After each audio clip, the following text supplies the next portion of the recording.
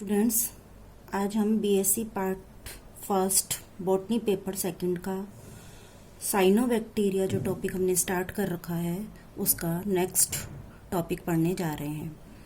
Cyanobacteria के अंदर reproduction हमने स्टार्ट किया था पिछले वीडियो के अंदर, जिसमें कि हमने वेजिटेटिव रिप्रोडक्शन किस तरह से होता है साइनोबैक्टीरिया के अंदर उसको डिस्कस किया था।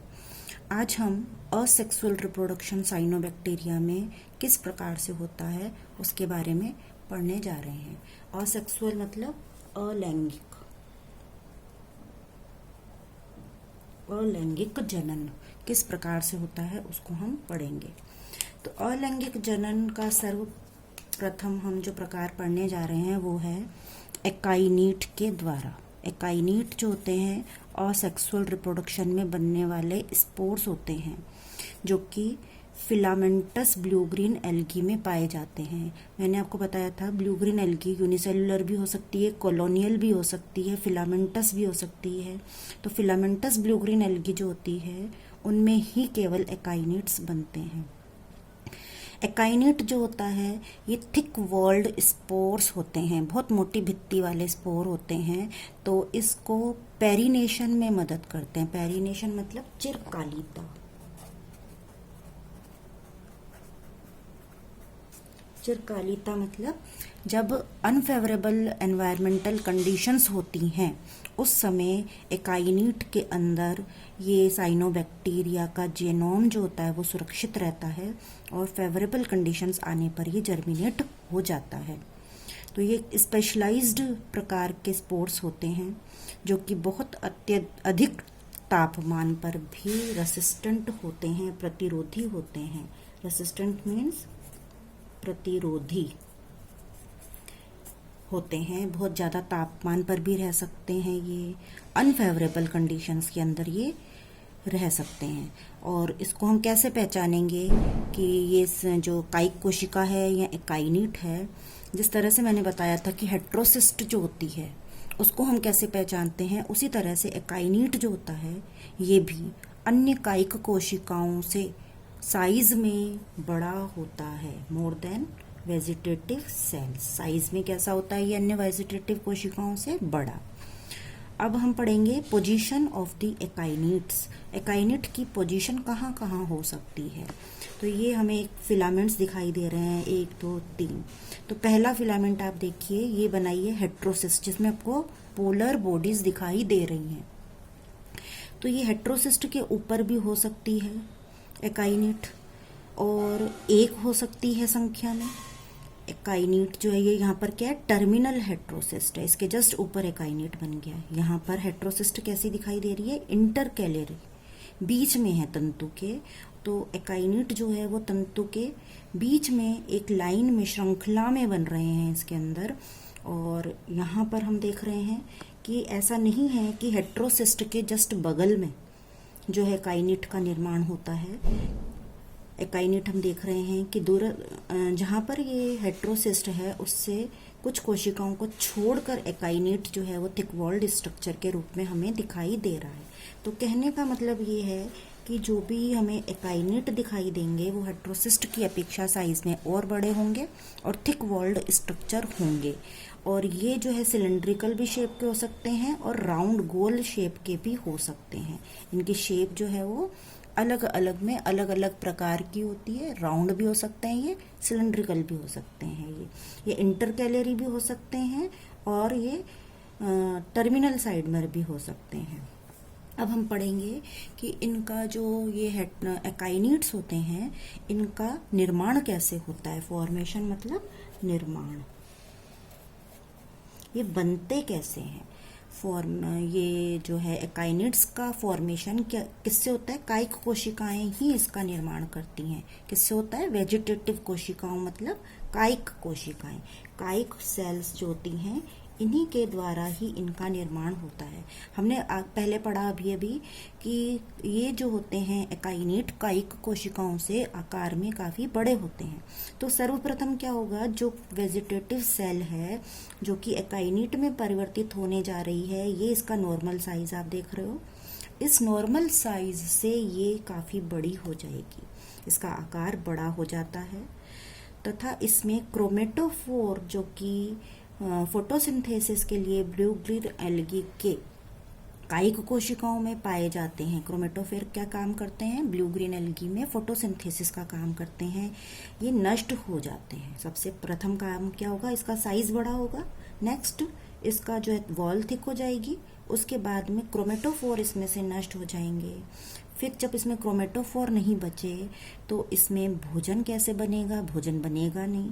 तो ये पास वाली कोशिकाओं से भोजन को संग्रहित कर लेती है पहले ही, जब क्रोमेटोफोर नष्ट होते हैं उससे पहले ही।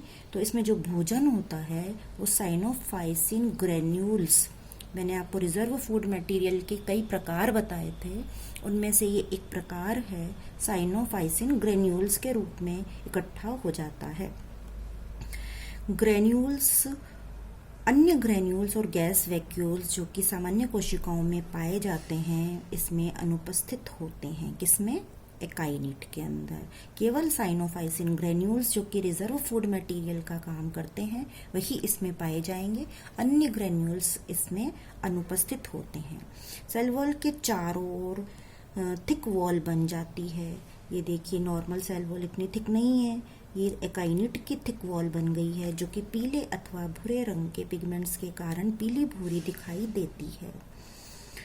और जैसा कि मैंने बताया ऊपर कि ये पेरिनेशन या चिरकालिता में मदद करते हैं। तो ये सुषुप्त अवस्था में, सुषुप्त मीन्स डोरमेंट अवस्था में, डोरमेंट स्टेज में लंबे समय तक, जब तक कि फेवरेबल कंडीशंस नहीं आती हैं, ऐसे ही उपस्थित रहते हैं। और फेवरेबल कंडीशंस आने पर ये जर्मिनेट होते हैं। अब हम पढ़ेंगे कि एक एकाइनिट जो होता है जब ये फुल्ली मैच्योर हो जाता है तो ये कैसा दिखाई देता है। एकाइनिट के अंदर सबसे बाहर की ओर जो है थिक वॉल जो बनती है, उसके बाहर की ओर म्यूसिलेज की शीट आपको दिखाई दे रही है। ये म्यूसिलेज की शीट जो है ये ब्लू ग्रीन एल्गी का मेन कैरेक्टर है जो कि एकाइनिट में भी उपस्थित है।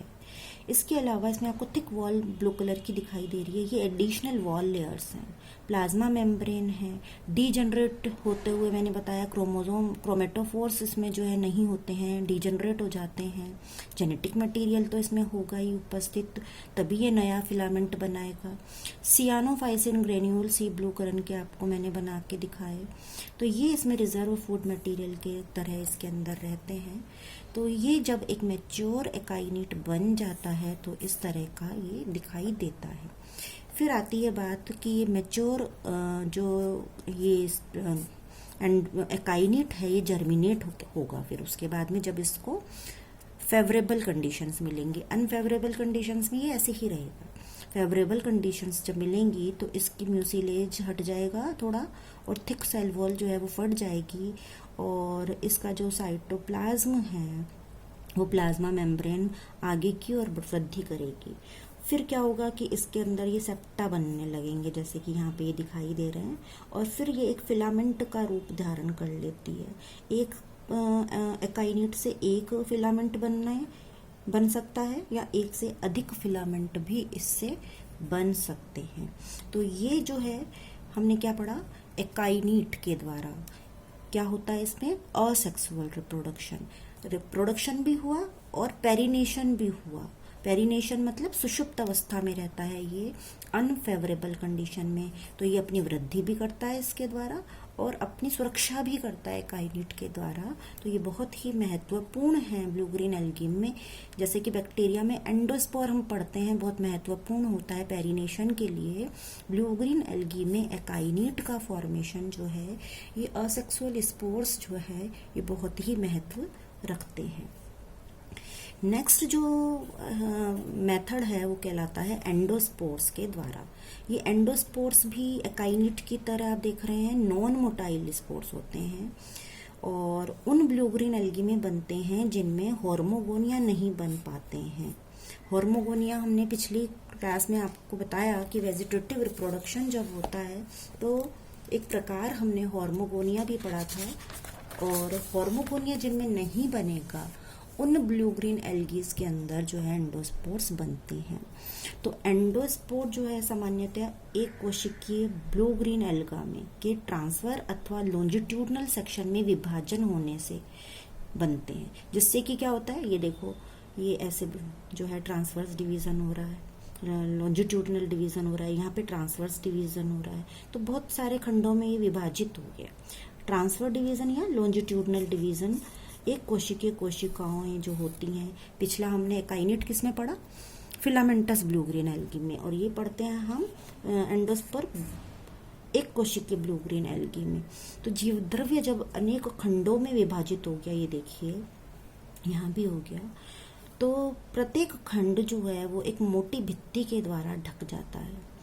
प्रत्येक खंड या कुछ खंड जो होते हैं फिर इसके मोटी भित्ति के द्वारा ढक जाते हैं, इनको हम एंडोस्पोर्स कहते हैं। जैसे यहाँ पर ये मोटी भित्ति से ढक गया है, दिस वन, तो ये जो है ये एंडोस्पोर है। यहाँ पर ये मोटी भित्ति से ढक गया है, और भी बन सकते हैं, इसमें एक से अधिक भी बन सकते हैं, ऐसा नहीं कि एक ही बनेगा। तो ये मोटी भित्ति से जो इसका साइटोप्लाज्म ढक गया विभाजन के पश्चात, दैट इज एंडोस्पोर। एंडोस्पोर यहाँ पे आप देखिए एंगुलर शेप के हैं, यहाँ पे राउंड शेप के दिखाई दे रहे हैं। तो एंडोस्पोर की शेप राउंड भी हो सकती है, एंगुलर भी हो सकती है। इसके अंदर भी साइटोप्लाज्म भी होता है, इसके अंदर क्रोमेटोफोर्स भी होते हैं, और इसके अंदर जो है डीएनए भी होता है। और जब ये इसमें से मुक्त होते हैं थिक वॉल में से स्पोर्स, तो ये जर्मिनेट हो जाते हैं, और जर्मिनेट होकर नया फिलामेंट तैयार कर देते हैं। नेक्स्ट मेथड कहलाता है एक्सोस्पोर्स के द्वारा। एक्सोस्पोर में क्या होता है कि प्लाज्मा मेम्ब्रेन आउटवर्ड ग्रोथ करती है, जिसमें कि साइटोप्लाज्म और जेनेटिक मटेरियल चला जाता है। फिर ये साइटोप्लाज्म और जेनेटिक मटेरियल जो होता है ये टुकड़ों में टूट जाता है और गोल गोल स्ट्रक्चर्स के अंदर परिवर्तित हो जाता है। ये गोल गोल स्ट्रक्चर देख रहे हैं, ये फिलामेंटस ब्लू ग्रेन एल्गी है, जिसका कि साइटोप्लाज्म आउटग्रोथ हो गई, तो ये बाहर की ओर बन रहे हैं, स्पोर सेल के अंदर नहीं बन रहे हैं, फिलामेंट के अंदर नहीं बन रहे हैं। That's why we call them exospores, इसलिए हम इनको एक्सोस्पोर कहते हैं। तो इस तरह से हमने देखा कि एंडोस्पोर सेल के अंदर, फिलामेंट के अंदर बन रहे हैं या सेल के अंदर बन रहे हैं, और एकाइनेट भी सेल के अंदर बनते हैं, एक्सोस्पोर्स बाहर की तरफ बनते हैं।